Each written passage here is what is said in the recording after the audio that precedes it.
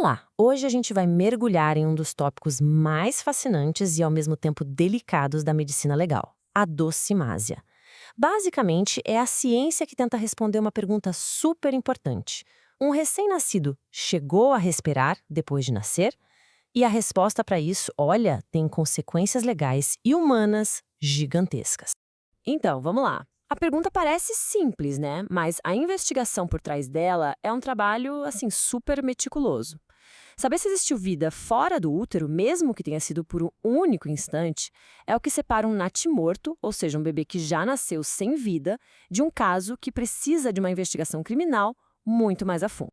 E tudo começa por aqui, com um método que é o mais antigo, o mais clássico e, por muito tempo, o mais usado de todos: a prova hidrostática de Galeno.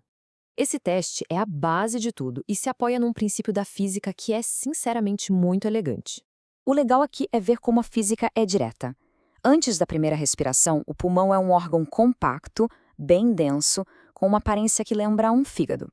A densidade dele é maior que a da água. Então, ele afunda. Simples assim. Mas, no momento do primeiro respiro, o ar entra com tudo, expande os alvéolos e o pulmão infla. O peso é o mesmo, mas o volume aumenta muito, derrubando a densidade, e aí ele flutua. É uma diferença muito clara. Ou afunda, ou flutua. Mas não é só jogar na água e pronto, não. O teste de Galeno tem uma sequência metódica, com 4 fases, para garantir que o resultado seja confiável. Primeiro, vai o bloco inteiro de órgãos do peito. Se flutuar, já é um sinal forte. Depois, os pulmões são testados sozinhos. Aí, eles são cortados em pedacinhos, porque às vezes só uma parte respirou. E a quarta fase? Essa é a decisiva. Os pedaços que flutuaram são espremidos com força. Isso serve para tirar qualquer gás de decomposição. Se mesmo depois de espremido o pedaço continuar flutuando, é porque o ar está preso lá dentro dos alvéolos. É a confirmação. E olha só essa imagem, ela mostra perfeitamente um resultado positivo logo de cara, na primeira fase. O bloco visceral inteirinho está boiando. Isso mostra que os pulmões estão com tanto ar que conseguem segurar todo o conjunto na superfície. Para um perito, ver uma cena como essa é muito significativo. Mas como em toda boa investigação que se preze, sempre tem uma reviravolta. O teste de Galeno, por mais útil que seja, não é a prova de falhas. Existem situações que podem bagunçar tudo e levar a resultados errados, os famosos falsos positivos e falsos negativos. E o principal vilão dessa história é a putrefação. As bactérias que decompõem o corpo acabam produzindo gases, e esses gases podem inflar os tecidos, inclusive os pulmões. O resultado, um pulmão que nunca respirou pode acabar flutuando. É exatamente por isso que o teste de Galeno perde muita credibilidade depois de umas 24 horas da morte.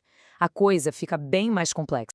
E o contrário também pode acontecer, sabe? Um pulmão que de fato respirou pode acabar afundando. Isso rola por causa de doenças que enchem os alvéolos de líquido, tipo uma pneumonia muito forte, ou se os alvéolos simplesmente murcham, num fenômeno que a gente chama de atelectasia. Então o ponto é, o teste da água é uma peça importante do quebra-cabeça, mas está longe de ser a única. Então, quando o teste de Galeno não dá uma resposta clara, ou quando a putrefação atrapalha tudo, a investigação não para. Pelo contrário, ela se aprofunda. Os peritos lançam mão de um verdadeiro arsenal de testes auxiliares para conseguir um retrato mais fiel da realidade. É aqui que a ciência forense moderna realmente brilha. Essa citação aqui, a mais perfeita, usada mesmo nos pulmões putrefeitos, ela prepara o terreno para o que muita gente considera o padrão ouro na docimásia pulmonar. Um método tão poderoso que consegue dar uma resposta clara, mesmo no cenário mais desafiador de todos, a decomposição. Vamos ver que método é esse. E aqui está ela, a docimásia histológica de Baltazar. Aqui a gente sai do teste macro e vai direto para o microscópio. É outro nível. À esquerda, dá para ver a estrutura de um pulmão que respirou. Os alvéolos estão bem abertos, expandidos, parecendo uma rede. Já na direita, um pulmão que não respirou, com os alvéolos todos fechadinhos, colapsados.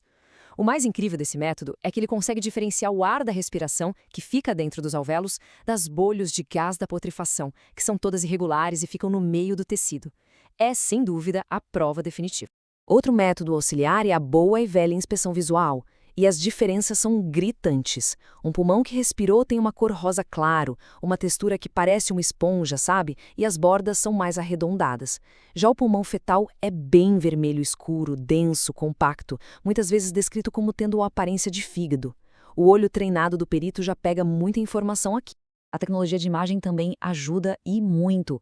No raio-x, o ar aparece como uma área escura, transparente. Então, um pulmão que respirou vai aparecer bem translúcido na radiografia, quase preto.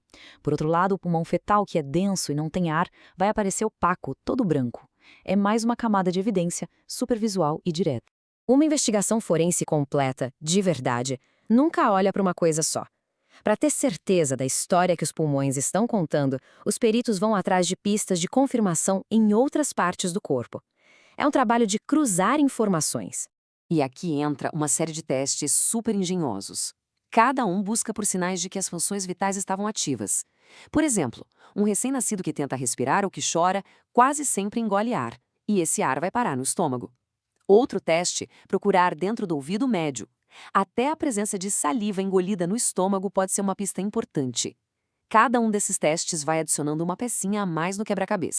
E essa imagem aqui é um ótimo exemplo, mostrando a docimase de Breslau na prática. O estômago e os intestinos são colocados na água, e se eles flutuam, como a gente está vendo, é uma evidência fortíssima de que o recém-nascido engoliu ar. É um ato reflexo que acontece quando se chora ou se respira, um sinal claro de vida fora do útero. E tudo isso nos leva à grande conclusão. A verdade, na ciência forense, raramente vem de um único teste ou de uma única evidência. Na docimásia, assim como em toda a perícia, a força da conclusão está na soma de vários achados que apontam para a mesma direção. A questão não é só se o pulmão flutuou ou afundou, mas se a história contada por todo o corpo faz sentido. A ciência não dá respostas mágicas, mas oferece um caminho rigoroso para a gente construir a verdade, um fato de cada vez.